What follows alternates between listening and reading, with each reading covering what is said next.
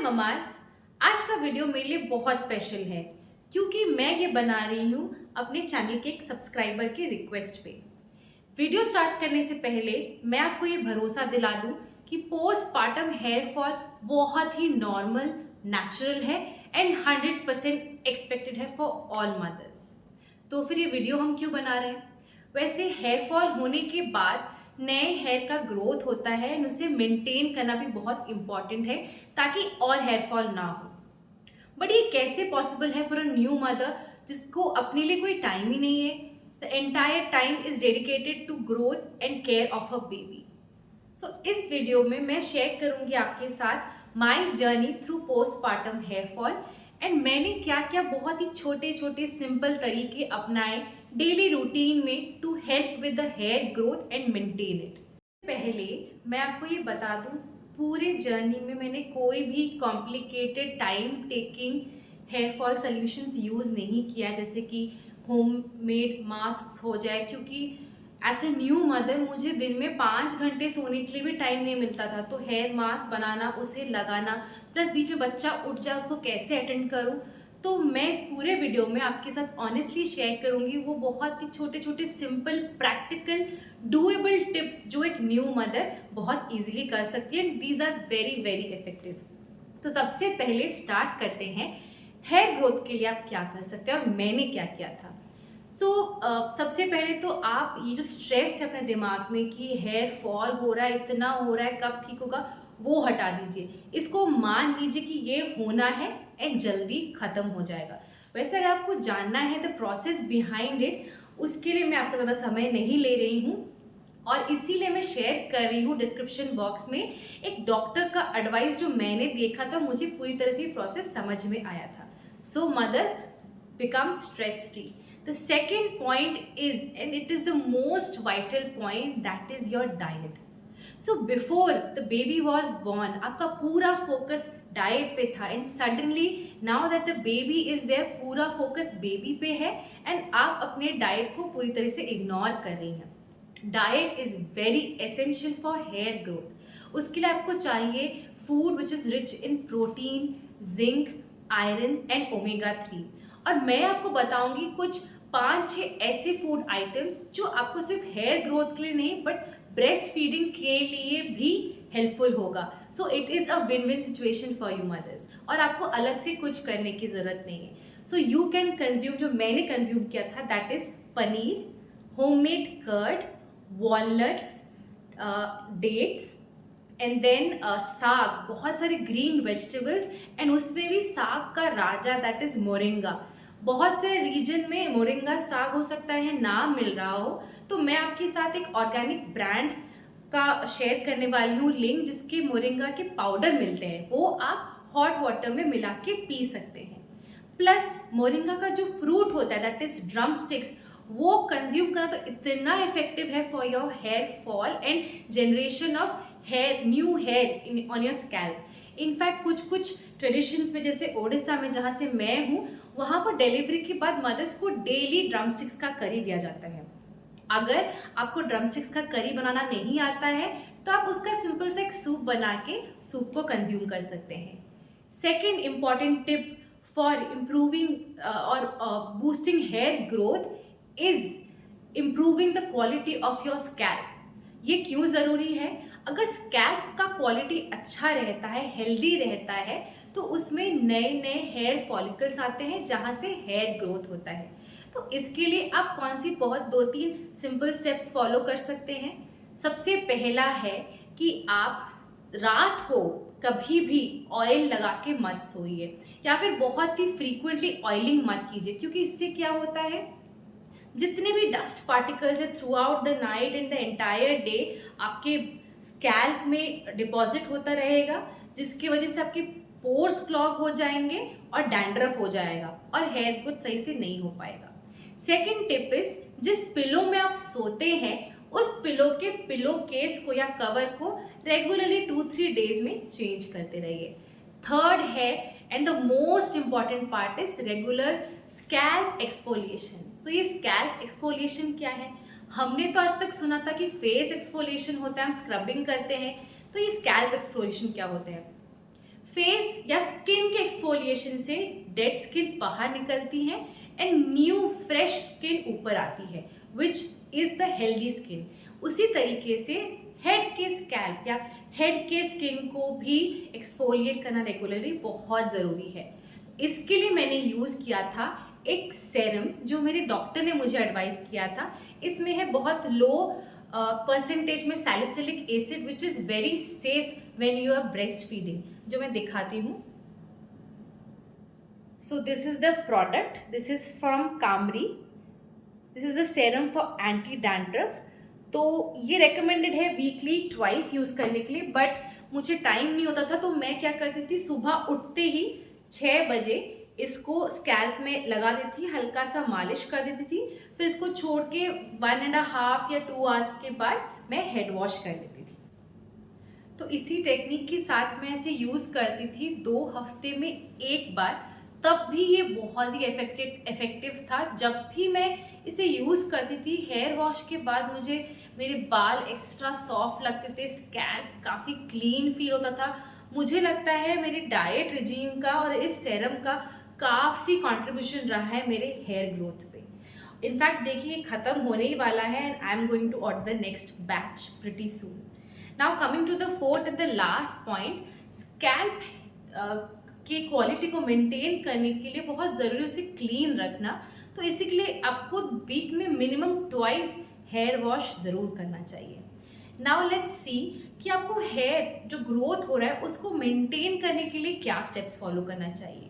सबसे पहला है हेयर ऑयल।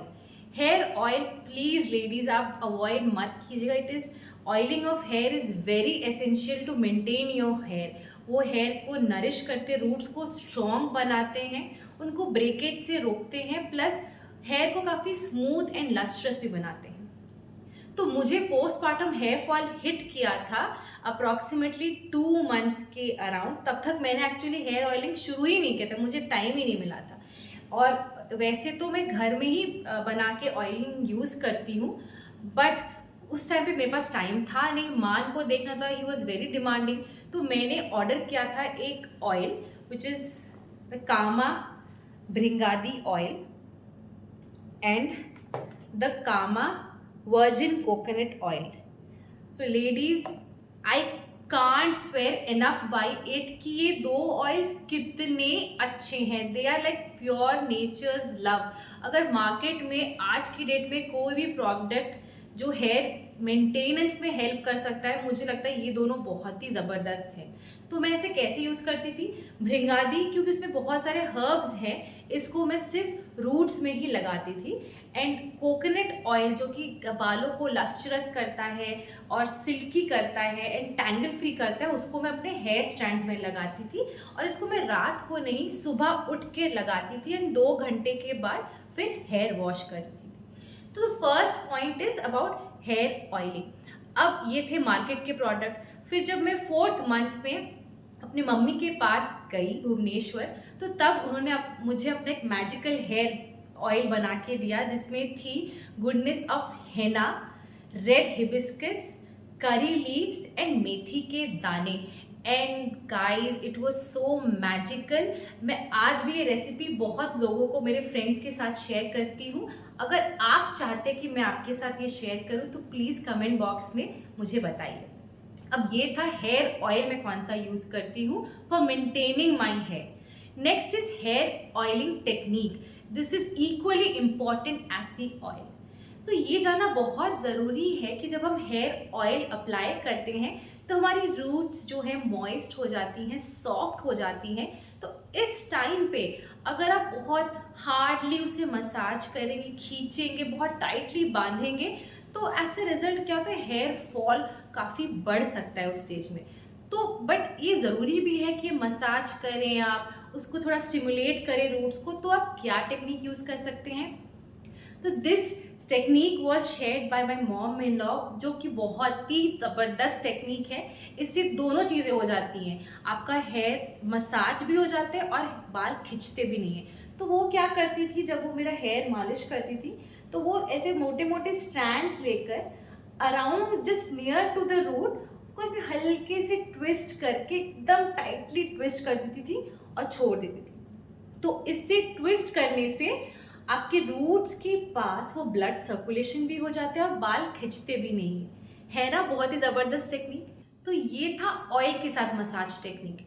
अब जो प्रॉपर मसाजिंग है वो आप कब कर सकते हैं, तो मैं क्या करती थी, विदाउट ऑयल जब मेरा हेयर होता था, दैट इज ड्राई स्कैल्प पे, मैं रात को सोने से पहले ज़रूर एक बार उसे हल्के हाथों से मसाज करती थी या मेरे हस्बैंड को बोलती थी, एंड फिर उसको थोड़ा सा हल्के से पुल करती थी to stimulate blood circulation. This is way safer way of massaging than on oily head, and इससे जो आपको बेनिफिट्स मिलते हैं मसाज के, जो कि ब्लड सर्कुलेशन हो गया, स्ट्रॉन्ग रूट्स हो गया, वो भी आपको मिल जाते हैं। Now moving to the next part, मैं हेयर वॉश के लिए कौन सा शैम्पू यूज़ करती थी। Well, to tell you honestly, मैंने इस स्टेज पे केमिकल फ्री शैम्पू नहीं यूज़ किया। I continued using the shampoo जो मैं प्री प्रेगनेंसी यूज़ करती थी, जो मैंने प्रेगनेंसी के दौरान भी यूज़ किया, एंड इनफैक्ट थ्रू आउट मैं पोस्टमार्टम भी यूज़ किया, क्योंकि आई बिलीव शैम्पू में जो भी केमिकल्स है वो आफ्टर हेयर वॉश चले जाते हैं, does not impact the baby. और मैं ऐसा वाला शैम्पू यूज़ करती हूँ which actually smoothens and entangles my hair a lot. उसके लिए मैं एक हेयर मास्क भी यूज़ करती हूँ। तो ये क्यों ज़रूरी है कि आप हेयर मास्क यूज़ करें? जनरली न्यू मदर्स पूरे दिन भर बिजी रहते, यहाँ वहाँ भाग दौड़ में। इनफैक्ट कभी कभी तो मैं 2 दिन तक बाल कंघी भी नहीं कर पाती थी। तो व्हेन इतने लंबे टाइम के बाद जब मैं हेयर कोम करूँ एंड बाल एंटेंगल्ड हो, नॉट्स हो काफ़ी, तो काफ़ी हेयर फॉल हो सकता है। तो बहुत इंपॉर्टेंट था मेरे लिए कि मैं ये शैम्पू यूज़ करूँ और हेयर मास्क यूज़ करूँ जो हेयर स्मूदनिंग करे और एंटेंगलमेंट में हेल्प करे। तो इसके लिए मैं यूज़ करती थी लॉरियल एब्सोल्यूट रिपेयर का ये वाला शैम्पू एंड ये वाला कंडीशनर। ये मेरे लिए काफ़ी इफेक्टिव रहा है, एंड जब तक मैं नेक्स्ट हेयर वॉश ना करूँ तब तक मेरे बाल काफ़ी फ्रिज फ्री और टैंगल फ्री रहते हैं after using this hair mask. तो ये थे वॉश वाला शैम्पू एंड मास्क। इसके अलावा मैंने अपने हेयर में कोई भी स्टे ऑन सेरम यूज़ नहीं किया थ्रू आउट दिस जर्नी। अब हेयर वॉश के बाद जानते हैं कि क्या करना चाहिए। हम बहुत बार हेयर वॉश करने के बाद बस उसे टॉवल ड्राई करके छोड़ देते हैं, फिर जस्ट एक नॉट बना के दिन भर कुछ कुछ काम कर रहे होते हैं, बेबी को अटेंड करते हैं। बट इससे एक बहुत बड़ी प्रॉब्लम होती है अगेन, क्योंकि बाल अभी भी गीले हैं अंदर, आपने बांध लिया है बट अभी भी वो रूट्स पे गीले हैं, वो काफ़ी वीक हैं, और पूरी थ्रू आउट द प्रोसेस आप जब काम कर रहे होते हैं, पसीना होता है, वो और भी खिंच रहे होते हैं, और towards the end of the day जब आप कंघी करते हैं तो आपको काफ़ी सारे बाल अपने कंघी में मिलते हैं। To avoid this, right after your shower आप उसे टॉवल ड्राई करके बहुत ही सबसे लोएस्ट हीट में हेयर ड्राई से उसे ड्राई कर दीजिए। इससे भी बेटर अगर आप धूप में बैठ के अपने बालों को तुरंत ही सुखा पाए तो nothing better than that. Daily routine में मैं यूज़ करती थी कुछ बहुत ही सिंपल चीज़ें जिससे कि मैं अपने हेयर ब्रेकेज को अवॉइड करती थी।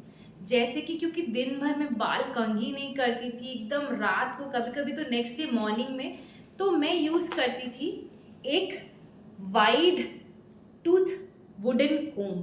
तो इससे क्या होता है, आपके बाल जो है बहुत इजीली एंटेंगल हो जाते हैं एंड ब्रेकेज बहुत कम होता है। नेक्स्ट, मैं सोते वक्त हमेशा प्लीट करके सोती थी क्योंकि मुझे रात भर उठना होता था, कुछ कभी कभी कुछ, तो उससे बाल काफ़ी डिस्टर्ब होते हैं। तो मैं उसको बहुत ही लाइट तरीके से प्लीट बना के उसको रबर बैंड लगा के सोती थी। नेक्स्ट, दिन भर मैं कभी भी बहुत टाइटली पोनी नहीं बांधती थी क्योंकि उससे ब्रेकेज बहुत होती है। मैं या तो एक लो बन बांधती थी या फिर अगेन एक बहुत ही ढीला सा प्लीट बांध के रखती थी। सो फ्रेंड्स, ये था मेरा 100% honest review about my hair care journey during the postmortem phase. वैसे मैं आपके साथ शेयर करना चाह रही थी कि एक हैक जनरली जो सजेस्ट किया जाता है to stop hair fall, that is haircut, मैंने ट्राई किया था बट वो मेरे लिए काम नहीं किया। It can be use to get rid of the split ends, but unfortunately it did not help me with hair fall. So friends, अब तक आपको मेरा अगर ये वीडियो पसंद आया तो प्लीज़ इसे लाइक करें एंड इसको जितने भी हो सकते हैं आपके कांटेक्ट में न्यू मदर्स या टू बी मदर्स उनके साथ शेयर करें, ताकि उनके लाइफ में एटलीस्ट एक टेंशन तो भाई कम हो। प्लीज़ प्लीज़ प्लीज़ मेरे चैनल को सब्सक्राइब करिए और विटामिन मॉम फैमिली के साथ जुड़ जाइए। इससे मुझे बहुत एनकरेजमेंट मिलता है कि मैं और हार्ड वर्क करूं और आपके लिए बहुत ही useful, selective and unique content लेके आओ हर हफ्ते।